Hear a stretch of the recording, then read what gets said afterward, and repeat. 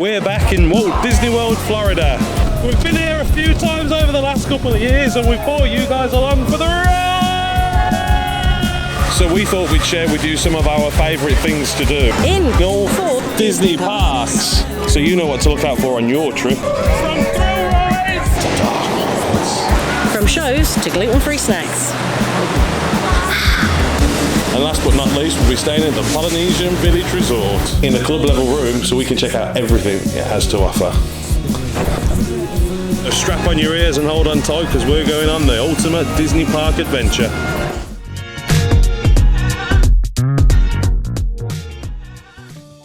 Hey everyone, welcome to part 4 of our Disney theme park vlog series. We are at Magic Kingdom for our final theme park. Now, you might be thinking, why have we left Magic Kingdom to the end? Seeing as it is the flagship theme park here in Walt Disney World, but we have managed to book something a little special to end our adventure instead, with a treats and seats firework party, where we'll get to indulge in loads of treats, sip on some champagne, all while watching the evening fireworks, without having to stand around for hours to guarantee a decent spot so Claire can see, seeing as she is barely taller than an Oompa Loompa. And what better way to finish the theme parks than with fireworks?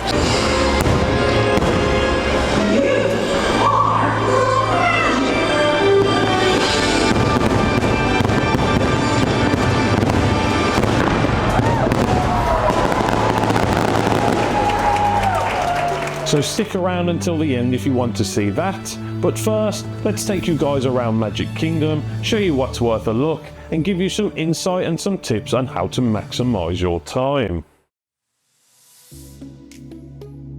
So the Magic Kingdom's a little bit different than the other parks. You actually park in an absolutely massive car park, which is on the opposite side of the lake to Magic Kingdom. You park up, it's so big you can take a tram over to what is the transportation centre, and there you can take either a ferry boat or a monorail over to the Magic Kingdom itself. You can also hop onto a different monorail there if you want to go to the Magic Kingdom Resort or if you want to get over to Epcot. Fun fact, the reason the parking lot was designed in this way was because Walt Disney wanted the theme park to be removed as far away from reality as possible. So he stuck it on the other side of a lake, meaning that when you got to the park you were both physically and psychologically whisked away to a fantastical place without a care for the real world outside. Pro tip, be sure to plan in plenty of time for this, especially if you're planning on entering the park at opening or leaving after the fireworks. Queues will be long and it will always take longer than you expect. It certainly caught us out a few times. The combination of Main Street and a Disney castle is probably the most iconic part of any Disney park. Walt Disney grew up in the small American town Marceline, apologies if I mispronounced that, in Missouri, and he wanted to share a glimpse into where he grew up with the world. So he designed Main Street to evoke a sense of nostalgia for good old America. The street is filled with lots of sights, sounds and smells specifically designed to transport visitors back in time, like the smell of popcorn to ragtime music. It serves as a transition from the real world to the fantasy world and acts as a portal into the park, with Cinderella's castle standing proud and tall at the end, serving as the centerpiece for the entire theme park. If you look at how the theme park is designed, you'll notice that the lands circle around the castle, which serves as a beacon to allow visitors an easy way to navigate the park. If you're ever lost, look up, look for the castle and just head towards it. You'll then be able to find your way to any other part of the park. As mentioned back in our Animal Kingdom video, the castle as well as Main Street uses a visual trick known as forced perspective. This is a technique used in architecture and design to manipulate your perception, making structures appear taller or larger than they really are. This is done in several ways, including graduated scaling, where the higher up the structure you go, the smaller the scale of its elements, with them getting smaller and smaller, making them look farther and farther away. The angle of the view is designed to draw the viewer's eyes up, enhancing the perception of height, and colour also plays a role, with lower layers being painted in darker colours while upper sections are lighter. It's quite clever how it's done really, and is always quite amusing and certainly shatters the illusion if you ever see a workman 3/4 of the way up the castle. He'll look like a giant. Do you want to ride the train, baby? We've never ridden the train here. Let's get on the train. Also, as you enter the park, you'll walk underneath the main station for the Walt Disney World Railroad. Walt Disney himself was a big fan of trains, so it's no surprise that the main park for each of the Disney resorts around the world, excluding Shanghai, has some form of a train ride that will take you around the park and drop you off at various lands. The one here at Magic Kingdom stops at Mainstreet, Fantasyland and Frontierland. I have to admit, I'm a little disappointed with that. Having done the train in Disneyland Paris, I expected views. Got none, lots of bushes. However, as a mode of transport, pretty good. If you or any of your family are into roller coasters or Peter Pan, then head here straight away. Located behind the castle, Fantasyland is home to both Peter Pan and the Seven Dwarfs Mine Train, and both of these rides do fill up very quickly, and you'll be looking at long wait times all day for them unless you're quick off the mark. Peter Pan's Flight is a classic dark ride which takes guests on a whimsical journey through many of the scenes throughout the film. You'll board a pirate ship and fly along, starting in the darling children's bedroom before heading over a twinkling London skyline. Fun fact, they use small light bulbs attached to bicycle chains to achieve this effect. You'll then head over to Neverland, where you'll see familiar faces such as Captain Hook, Smee, the Lost Boys and of course Peter Pan. Now, one of the many thrill rides at Magic Kingdom is Seven Dwarfs Mine Train. While it's not the highest octane of roller coasters, it is fast enough to get the blood pumping, but also tame enough for the kids and wimps, providing they meet the height restrictions. If it does look a little too much for them, you've always got Barnstormer over in Storybook Circus. This one's a great ride though. It's got that hint of nostalgia with a couple of scenes from the movie in there, from the dwarfs working in the mines to Snow White dancing with them in their cottage. Now, pro tip for this, if you can get on it first thing in the morning, you should probably do that, because the lines for this easily exceed 100 minutes, 120 minutes, and it will be like that all day. We got row 1, and I got to stick with right after. So, talking of Storybook Circus, it's located just the other side of the teacups from Seven Dwarfs. Another classic, not much to say about that one really. Always worth a whirl, get it? Whirl. No, spin then. Anyways, it's a fun little area themed around a circus, with rides like Barnstormer, which is very much my first roller coaster kind of ride. Just be warned, as an adult, it may be a tight fit. Onto Dumbo's Flying Elephants, which is a big hit with everyone, and while I don't have footage of the queue, there is a kids playground in the indoor section, which looks pretty decent. We saw a lot of abandoned parents waiting for their kids to be done with the mini playground. If I was 5 again, I'd be all over it. Also in Fantasyland, you've got some other dark rides. There's the Little Mermaid. I wanna see 'em dancing. My favourite dark ride, despite Ariel looking possessed, and Winnie the Pooh. Both great rides, though I feel like Winnie the Pooh tends to have longer lines. Right next to the carousel, and directly behind Cinderella's castle, is PhilharMagic. This is a 3D show starring Donald Duck getting up to his usual antics of fucking stuff up, travelling from Disney IP to Disney IP and trying to kiss Ariel. Like, dude, she's 16 and you're a duck. Sort yourself out. He's then rescued by Mickey at the end. Sorry for the spoiler, this one's fun, give it a go. Before we finish Fantasyland and start doing some of Claire's more favourite rides, I feel like we should do it to Small World, because a trip to Disney isn't complete without an earworm in your head like it's a Small World. Yeah? No.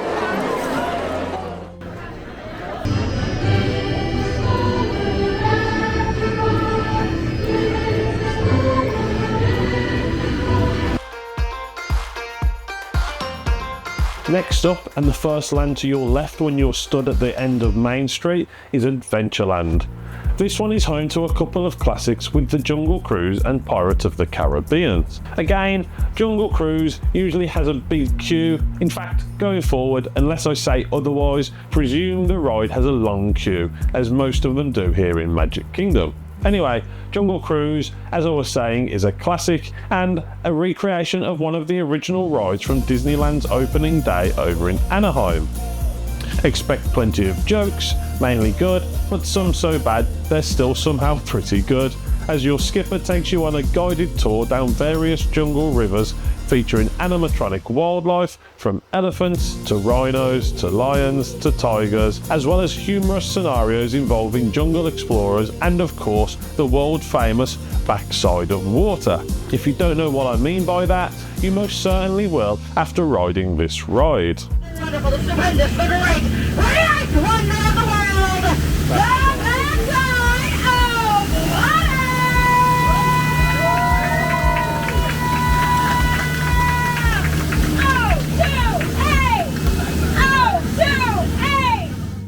Hats off to the cast members who play the skippers on this ride. To be so upbeat and witty all day must take a lot of work and a sharp mind. If you believe the rumours, unlike in Disneyland California, you won't see any real skeletons on Pirates of the Caribbean, but that doesn't take away from its charm. Another fantastic dark ride, and one we've done countless times that never gets old. I will say, the queue for this one feels a bit better here than in Cali, but I feel like that's because the original in California was shoehorned into the land and had to make do with the space it had after replacing the Blue Bayou Maritime Museum. Also, a very unique smell on this one, not important, just saying.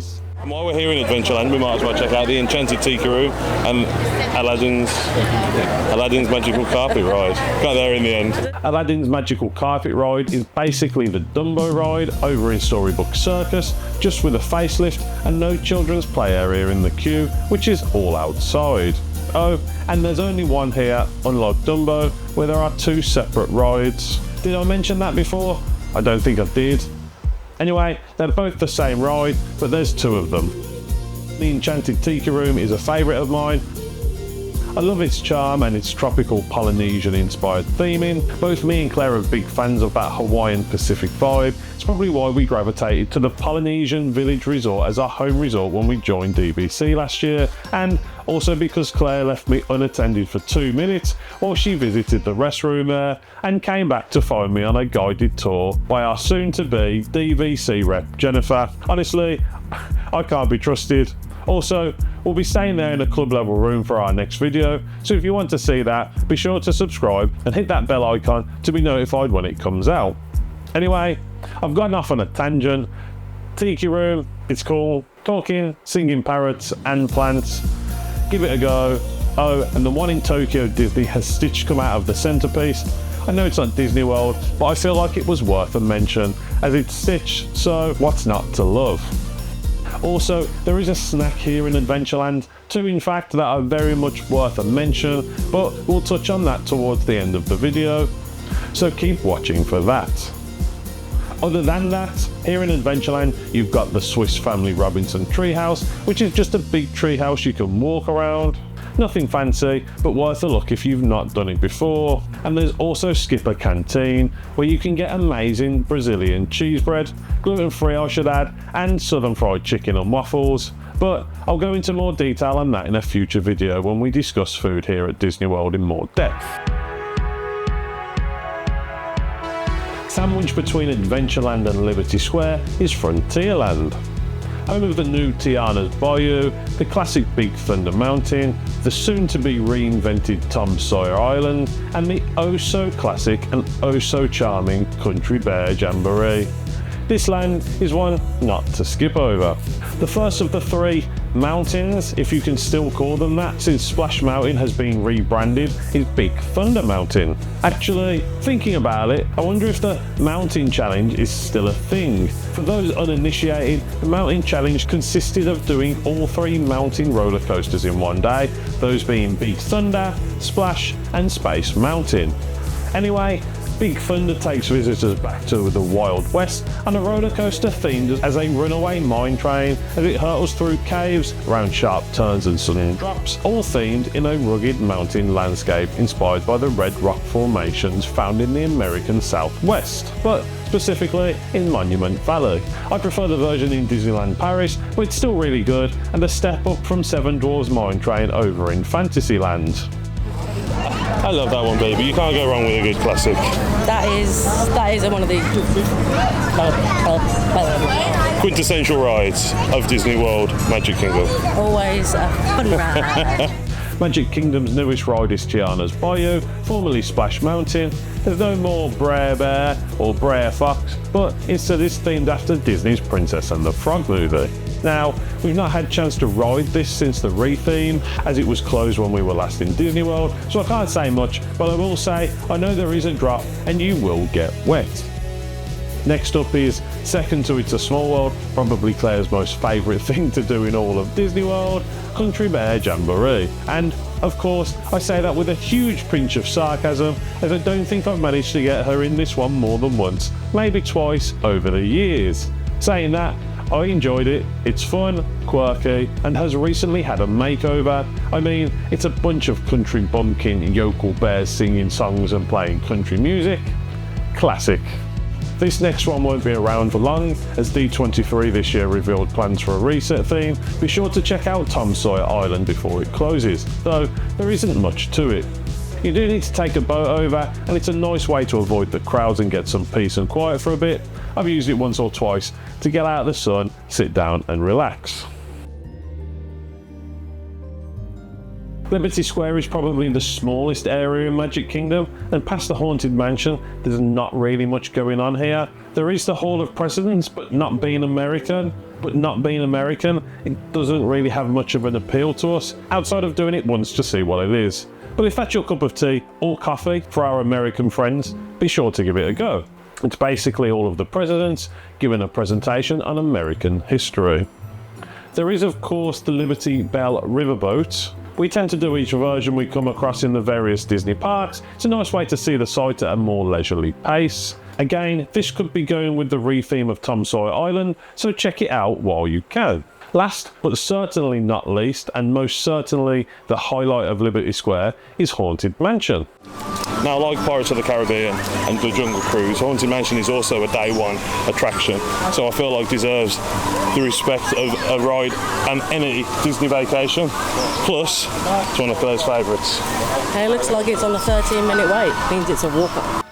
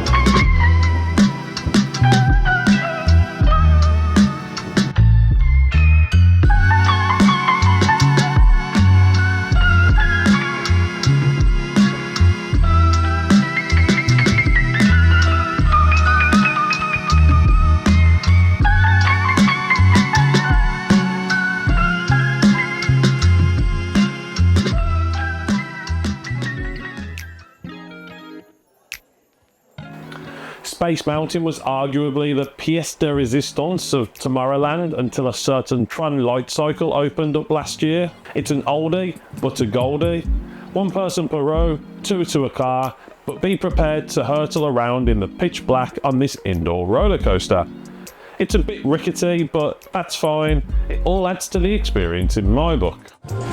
Now, it's not Hyperspace Mountain in Disneyland Paris, but for what it is, that is excellent and definitely a must-do. Talking of Tron Light Cycle, this one got a bit of a mixed reception when it first opened. It's a fantastic ride as it shoots you off at high speed, but it's a little short, the queues are long, even with the virtual queue, and the ride vehicles can make it difficult for a lot of people to actually ride. If you're too tall, short, or a little on the plump side, you may have difficulty getting on. A lot of rides often give you a ride vehicle to try out to see how you'll fit and if it's comfortable or doable for you, but this one is definitely one that if you have any doubt, you should probably test it out before queuing up for an hour only to find out you don't fit. But if you do go for it, it's an exhilarating ride with immersive theming with some very nice PhotoPass pictures and videos available if you have that service. Now, I can't talk about Tomorrowland without mentioning these three attractions, but I'll group them together because, to be honest, they're not that great. Sorry, I mean they have more than a cult following with a ton of nostalgia attached. The Carousel of Progress is okay, but there's a reason there's never really a queue. I mean, ride it if you haven't or need to rest your feet, but you'll see what I mean after you have. It's a great, big, beautiful tomorrow. Moving swiftly on, Astro Orbiter is obnoxiously small, for adults at least, and you need to ride an elevator up to even get to it. Tomorrowland Speedway looks like it could be fun, but in reality, the steering wheel has absolutely no effect. It's slow and a bit crap. I don't say that often about rides at Disney, but this one really didn't tickle any pickles of mine. Oh, and the gasoline fumes are something else. Monsters Inc. Laugh Floor, on the other hand, I can recommend. It's a shame they got rid of the alien ride that used to be here, though I can see why, as I imagine there are plenty of scarred children out there from it. Anyway, it's a great laugh, especially when you get singled out. I had it happen once, though I didn't get any footage. It's basically an interactive comedy show. The technology used to make the characters talk is the same that's used in Crush's talk over in Epcot, and it's pretty impressive how they do it. Now, if you watched our first video at Hollywood Studios, and if you haven't, link in the description, you'll know that Claire beat me at Toy Story Mania and was ever so gracious about it, as she always does. So now it's time for payback.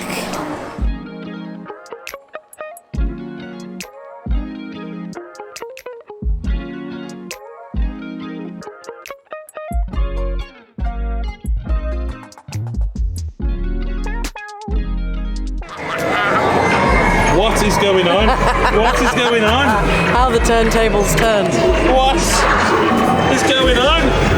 No. No. Baby. No. I don't know what's going on. I don't know what's going on.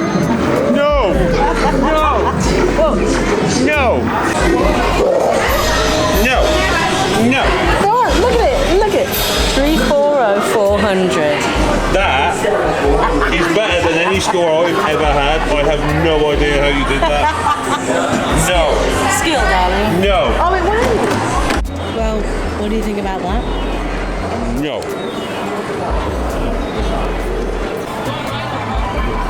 Now they say revenge is a dish best served cold, but unfortunately I didn't get any revenge. I just got humiliated. You did. You did. First time ever. Slapped that. I didn't even cheat. She didn't. Didn't. That's it, I'm done. Off.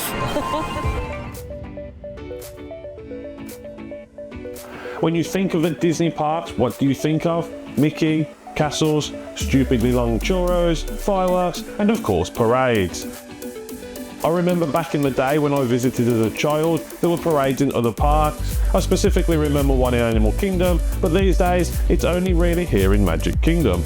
There are cavalcades in the other parks of course, but nothing like the main parade here. It starts right next to Splash Mountain, Tiana's Bayou, and heads up through Liberty Square, goes down towards Cinderella's castle, before heading down Main Street and disappearing into the Disney abyss next to the fire station. It's once a day in the afternoon, and the primo spots fill up like an hour before it starts, so if you want your kids to see, it's probably best to find a spot more than 5 minutes before. After a long day, 20 to 30,000 steps, and maybe some crying children, paired with a couple of traumas, because, let's face it, as much as we love Disney, it's never as smooth sailing as we picture in our heads.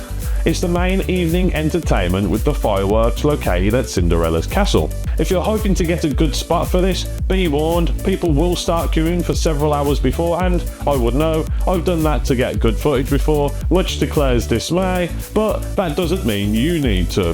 So I would recommend maybe an hour beforehand if you don't want to be at the back, and take my word for it, all of Main Street will fill up completely for this.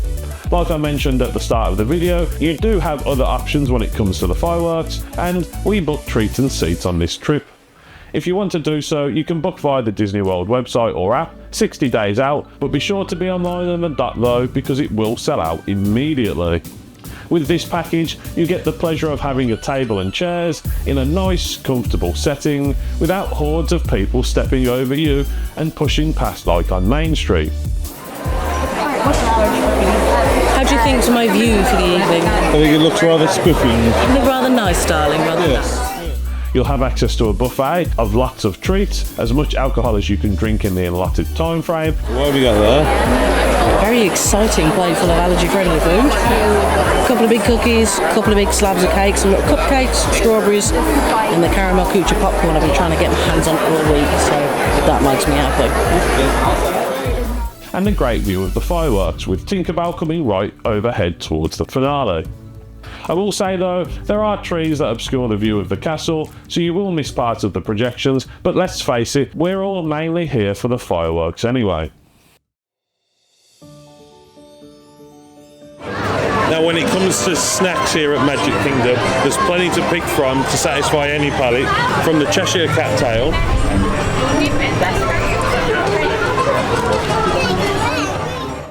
which can be found over in Fantasyland, to the famous spring rolls.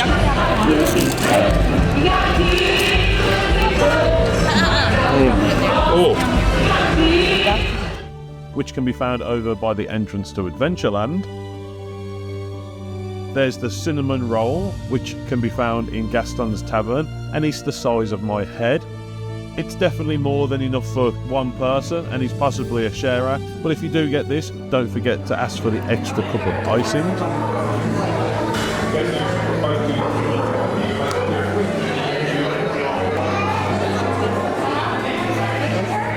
To be honest, you can't go wrong for snacks here at Magic Kingdom. For the Dole Whip fans out there, or if you want to, I believe the term is Riz, or romance your partner, there's the Lava U float, also in Adventureland.